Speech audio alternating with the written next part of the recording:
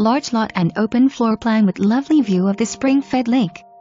Spacious kitchen with lots of counter space, upscale backsplash, breakfast bar, opens to family room westwood burning fireplace. Master suite west sliders to patio, 2-sink vanity, garden tub, separate shower, private potty, and walk-in closet. Vaulted ceilings throughout. Metal roof new in 2004. Bahama and accordion hurricane shutters along west new 2107 generator and 250-gallon propane tank mean you're all set for rough weather.